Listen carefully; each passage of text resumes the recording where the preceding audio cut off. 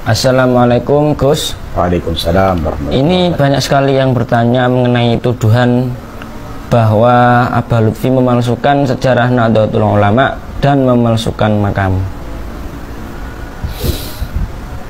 Namanya sejarah itu pasti ada yang masyhur atau populer, ada yang mastur atau tidak populer. Nah, ketika kita mendapatkan cerita sejarah yang mastur atau tidak populer, maka hak setiap orang mau percaya atau tidak percaya.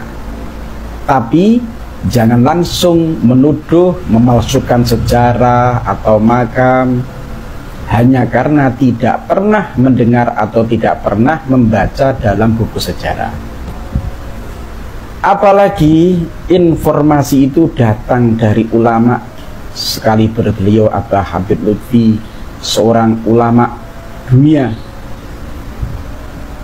Di dalam ayat Al-Quran, Allah Subhanahu wa Ta'ala telah menegaskan, "Fas'alu ahla dzikri in kuntum la ta'lamun."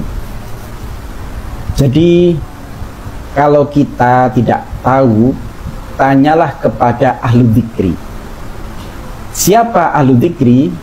Yaitu orang yang tidak hanya ulama, tapi juga ahli mendekatkan diri kepada Allah Subhanahu wa Ta'ala.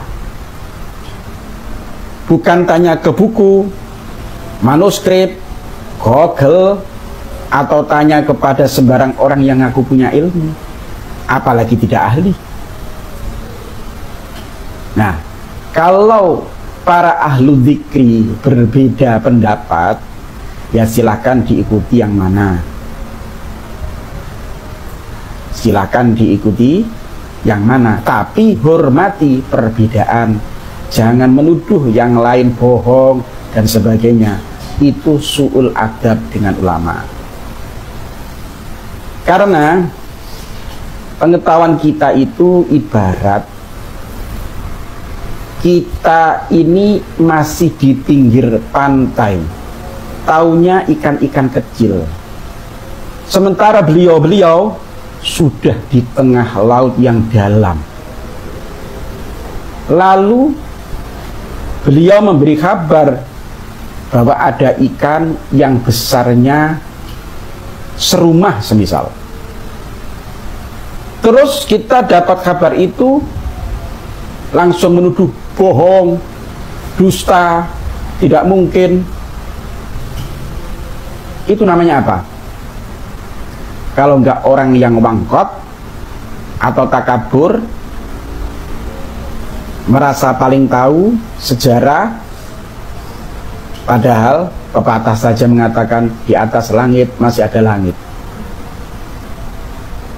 Beda kalau sebatas tidak percaya, monggo kerso. Abah Habib Lutfi juga tidak pernah memerintahkan orang harus percaya atau memerintahkan harus ditulis di buku kurikulum sejarah NU. Tapi kalau ada yang percaya atau menulis di buku sejarah, itu hak mereka. Sebagaimana hak yang lain tidak percaya. Nah, adapun yang memutuskan mana yang mau ditulis di buku kurikulum, itu monggo kerso yang memimpin.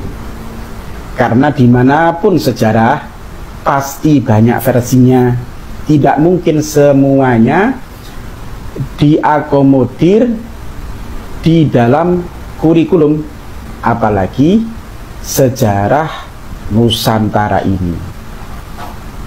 Paham?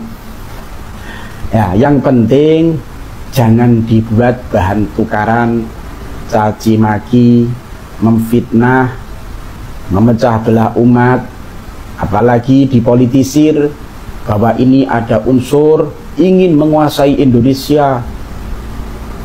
Wong kok seneng opo-opo digegeri. Ya biasanya ini kelakuan orang yang kalah politik ya begini. Wes intinya yang percaya monggo, yang nggak percaya monggo, nggak usah gaduh, selesai. Wallahu a'lam.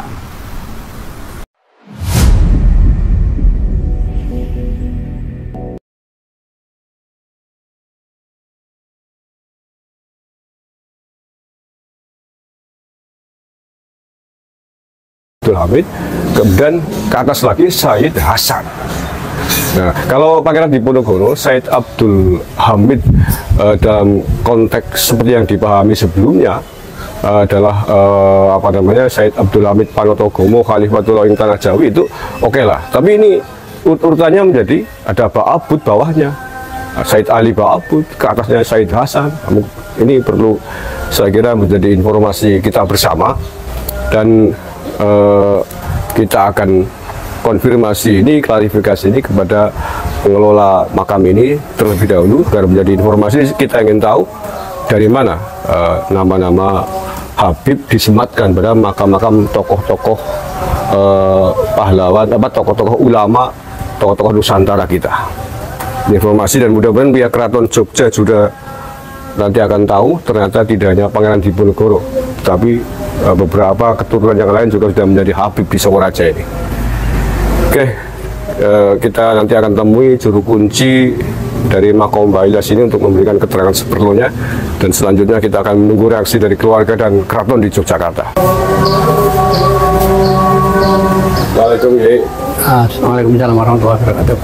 Sugeng sehat nggih? Alhamdulillah. Kanduripun panjenengan sehat. Alhamdulillah.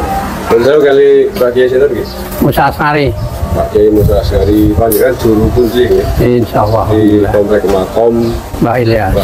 Ilyas. Makam Bukuron. Makam Bukuron. Mbah Ilyas itu siapa? Mbah Ilyas sepengetahuan saya, beliau adalah perintis pengembang daripada tarekat anak Sabandia Khalidiyah Al-Mujadadiyah yang berasal dari Syekh Sulaiman Zudi Jabal Kubes. Bah. Mbah Ilyas itu kan abahnya Romo Simbah Kiai Abdul Malik. Abdul Malik, Malik ya? Dari istri yang keempat. Dari istri yang keempat. Mbah Ilyas itu adalah putra dari Mbah Raden Mas Ali Dipowongso. Itu ditulis di situ ya, Mas. Raden Mas Ali Dipowongso adalah putra dari Ali Diponingrat atau Diponegoro II. Kemudian bin Pangeran Diponegoro Abdul Hamid bin Sultan Hamengkubuwono, menurut data yang saya terima itu akurat, yang ada di Kekancingan Keraton ini. Nah, ini Pak Kiai Musa, saya ingin bertanya agak rakyat ini, karena menurut saya ini panjenengan desani itu Raden Mas Ali Dipowongso dalam kurung Sayyid Ali Ba'abud Khas. Itu berarti kan Habib. Iya, saya yang memberi nama gelar Habib itu siapa? Saya mendapatkan data dari Sahibul Faroji Robito Fatimiyah Jakarta. Dari Robito Fatimiyah Jakarta. Tahu berapa itu? Ya 5 tahun lebih. 5 tahun yang lalu. Ya, ini soalnya kaget ini, karena Raden Mas Ali Dipowongso di situ dalam kurung Sayyid Ali Ba'abud HS, berarti maka Pak Alam. Terus ke atasnya lagi Ali Diponingrat, juga dalam kurung Sayyid Muhammad Ba'abud titik H. Iya. Ke atas lagi Pangeran Haryo Diponegoro I, Sayyid Abdul Hamid. Kemudian ke atas lagi Sultan Hamengkubuwono III dalam kurung Sayyid Hasan.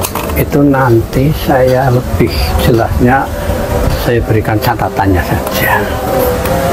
Berarti itu semua dari tadi nama-nama Said atau iya, itu saya dapat dari Sahibul Faroji. Sahibul Faroji Robito Fatimiyah Jakarta. Masih ingat namanya enggak? Sahibul Faroji. Itu siapa? Itu kebetulan ziarah ke sini. Saya juga tadinya belum tahu, tapi terus ngobrol-ngobrol begitu terus memberikan itu. Terus dikasih nama itu? Iya. Nah, yang ganti ini siapa yang ganti jadi pagar gitu? Saya ini kan perintah ornamen-ornamen ini memang saya pasang untuk kelengkapan daripada peziarah-peziarah yang ingin tahu. Kebanyakan kan ingin tahu. Termasuk yang bikin banner ini dah. Iya. Dalam burung Habib ini panjenengan yang bikin. Iya. Dibikin tahun berapa ini Pak Kiai? Ini paling 3-4 tahunan lah. 3-4 tahun. Iya. Kemudian dari pihak keluarga sendiri nggak mempersoalkan? Pihak keluarga enggak. Soalnya saya diberi amanat untuk mengelola makam itu otonom. Jadi ngatur sendiri apa itu, mengelola, mengembangkan. Ya, maksud saya dikasih ada Sayyid Muhammad Ba'abud. Justru dari yang sekarang kan generasi kelima Gus Torik, justru beliau itu tidak lebih tahu. Tidak lebih tahu, cuman saya kasih catatannya ya diterima saja. Terus pihak Keraton Jogja sudah tahu belum ini? Oh, ini. Kalau Gus Torik itu sering kumpul-kumpul di sana, Bani Pangeran Diponegoro. Iya. Sering. Artinya Ya, ada pun tahu tidaknya, saya sendiri kurang tahu. ya. Iya. Ya, soalnya Kiai sekarang sedang ramai karena banyak tokoh-tokoh nasional yang dialawikan, dilakukan. Sedikit sudah tahu kemarin saya. Ternyata di sini sendiri, di Sokaraja sendiri, kita melihat langsung ya, mulai dari Raden Mas Ali Diponegoro, dalam guru Habib, sampai ke atas Pangeran Diponegoro juga Habib, bahkan Sultan Hamengkubuwono III itu dalam guru Said Hasan. Tapi terima kasih Pak Kiai atas Nanti lebih akuratnya saya beri catatannya lengkap. Iya. Yang dari siapa itu catatan? Catatan itu tulisan saya sendiri, berupa buku. Iya. Jangan sumbernya dari mana? Banyak, ada itu rujukannya tak tulis semua. Tapi Tidak dari satu arah bukan. di tulisan jenengan ada itu ada Habibnya nggak Said Abdul? Ada, persis. Pak Abud ada. Ada, persis. Oke, matur ya atas informasinya tadi. Ini nanti kan pasti kita masuk di YouTube. Keluarga besar Keraton Jogja juga pasti lihat nanti kan dia cross-check. Sering dinaik di upload kok sering. Sama wartawan tempat ini Karanglelas Yakudin. Saya juga hafal jenengan di YouTube. Iya. Matur kayak informasinya. Assalamualaikum ya. Waalaikumsalam warahmatullahi wabarakatuh.